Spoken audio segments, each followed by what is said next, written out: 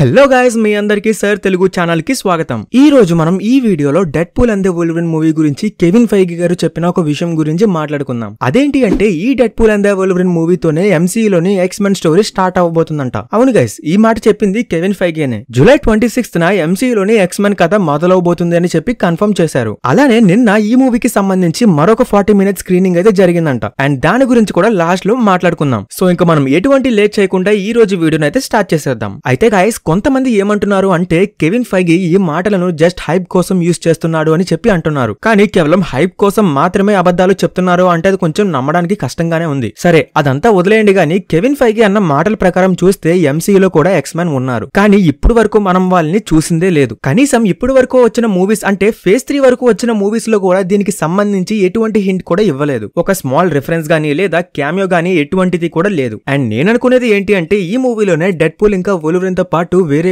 X-men characters ని కూడా ఎంసీయూలోకి తీసుకువచ్చే అవకాశం అయితే ఉంది. కానీ గాయస్, అసలు ఎక్స్-మెన్ లేకుండా యూనివర్స్ ఉంటుందా చెప్పండి? అంటే అన్ని యూనివర్సెస్ లోని ఎక్స్-మెన్ క్యారెక్టర్స్ ఉన్నప్పుడు ఎంసీయూలో కూడా ఉండే ఛాన్స్ ఉంది కదా. నాకు తెలిసినంత వరకు ఇక్కడ మార్వెల్ కి వచ్చిన ప్రాబ్లం ఏంటి అంటే 2019 వరకు డిజ్నీకి ఎక్స్-మెన్ రైట్స్ అనేవి లేవు. సో దాని వల్ల వాళ్ళు అవెంజర్స్ మీద ఎక్కువగా ఫోకస్ చేశారు. కానీ ఇప్పుడు అలా కాదు. డిజ్నీ దగ్గర రైట్స్ ఉన్నాయి, మల్టీవర్సల్ స్టోరీ లైన్ ఉంది, ఇంకా డబ్బులు కూడా ఉన్నాయి. మరి ఇప్పుడు వాళ్ళని తీసుకురాకుండా ఎందుకు ఉంటారో చెప్పండి. అయితే గాయస్, ఎంసీయూలోని ఎక్స్-మెన్ స్టోరీ అనేది మనకు తెలిసిన ఎక్స్-మెన్ స్టోరీకి పూర్తి భిన్నంగా ఉంటుంది. అవును గైస్, ఇప్పుడు మన ఎంసీయూలో చార్లెస్ ఇంకా మ్యాగ్నెటో ఇంకా చిన్నపిల్లలుగానే ఉండొచ్చు, లేదా వాళ్ళు ఉన్న ఎవరికి తెలియకుండా కూడా ఉండొచ్చు. మనం ఏది కూడా కరెక్ట్ గా గెస్ చేసే ఛాన్స్ కూడా లేదు. ఎందుకంటే ఇప్పుడు డెడ్పూల్ ఇంకా వోల్వరిన్ ఇద్దరు కూడా ఎంసీయూలోకి రాబోతున్నారు. మరి అలాంటప్పుడు ఎంసీయూలో వోల్వరిన్ క్యారెక్టర్ ని ఎవరు ప్లే చేస్తారు? మీకు గుర్తుందో లేదో, షీ హల్క్ లో వోల్వరిన్ ని టీజ్ చేశారు. అయితే ఎంసీయూలో ప్రొఫెసర్ కూడా ఉన్నాడా? సైక్లాప్స్, జీన్ గ్రే, స్ట్రోమ్ వీళ్ళందరూ కూడా ఎంసీయూలో ఉన్నారా? ఇలా మనందరికీ చాలానే డౌట్స్ అయితే ఉన్నాయి. సో ఎంసీయూలో ఎక్స్-మెన్ ను ఏ విధంగా ఇంట్రడ్యూస్ చేస్తారు అనేది మనందరికీ బాగా ఇంట్రెస్టింగ్ కలిగించే పాయింట్. చాలా మంది అనేది ఏంటి అంటే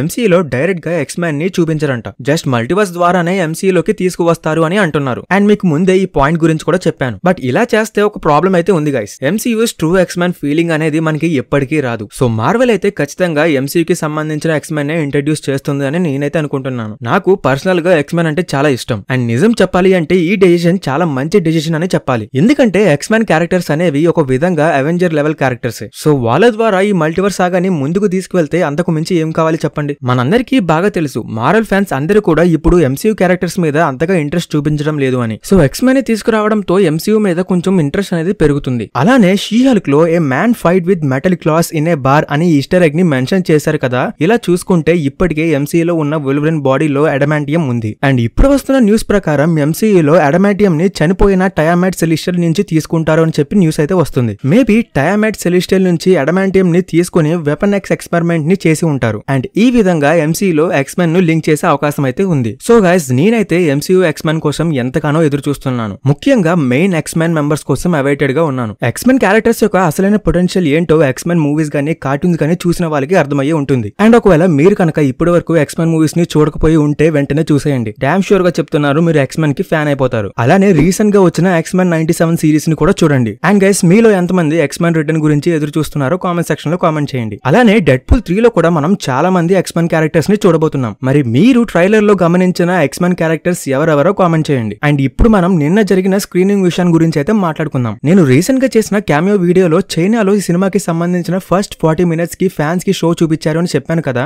అలాగే నిన్న కూడా మరొక స్క్రీనింగ్ అయితే జరిగింది. అయితే నిన్న జరిగిన స్క్రీనింగ్ తర్వాత కొంతమంది చెప్పింది ఏంటి అంటే ఈ మూవీలో బ్రూటాలిటీ చాలా ఎక్కువగా ఉంటుందంట. డెడ్పూల్ అయితే తన ప్యూరెస్ట్ ఫామ్ లో మనకి కనిపిస్తాడంట. అండ్ దానితో పాటు ఓపెనింగ్ సీక్వెన్స్ అయితే అదిరిపోతుందంట. మనం ట్రైలర్ లో చూసిన మొత్తం ఫుటేజ్ కూడా ఈ ఫస్ట్ 40 మినిట్స్ కి సంబంధించిందే అంట. అండ్ ఈ పాయింట్ అయితే మొన్న కూడా చెప్పాను మీకు. అయితే ఇందులో మనం మెయిన్ గా మాట్లాడుకోవాల్సింది బ్రూటాలిటీ గురించి. డిజ్నీ అండర్ లో ఈ సినిమా జరుగుతుంది కాబట్టి మరీ అంత ఆర్రెటెడ్ గా ఉండదేమో అని చెప్పి మనం అనుకున్నాము. కానీ ఈ మూవీ ఫస్ట్ 40 మినిట్స్ లోనే డెడ్పూల్ యొక్క ప్యూరెస్ట్ ఫామ్ ని మనకి చూపిస్తారంట. సో మార్వెల్ ఎక్కడ కాంప్రమైజ్ అవ్వకుండా ఈ మూవీని అయితే తీస్తుంది. అండ్ గైస్, ఈ రివ్యూస్ అన్ని కూడా ఎటువంటి స్పాయిలర్స్ లేకుండా వచ్చిన రివ్యూస్ మాత్రమే. అండ్ వీటి వల్ల మనకి మూవీ మీద హైప్ కూడా పెరుగుతుంది. అండ్ దీనితో పాటు సినిమాను కూడా పూర్తిగా ఎంజాయ్ చేయొచ్చు. ఈవెన్ డైరెక్టర్ షాన్ లెవీ కూడా మీరు ఈ సినిమా చూస్తున్నప్పుడు మీ మైండ్ పోతుంది అండ్ అలాగే మీరు ఎప్పుడు నవ్వుతూనే ఉంటారు అని అన్నాడు. సో ఇంత హైప్ తో వస్తున్న ఈ మూవీ సంగతి ఏంటి అనేది మనకి జూలై 26th తెలుస్తుంది. అండ్ ఈ మూవీ కోసం మీలో ఎంతమంది అవైటెడ్ గా ఉన్నారో కామెంట్ సెక్షన్ లో కామెంట్ చేయండి. సో మరొక ఇంట్రెస్టింగ్ అండ్ ఫ్యాబులస్ వీడియోలో కలుసుకుందాం. Thank you guys.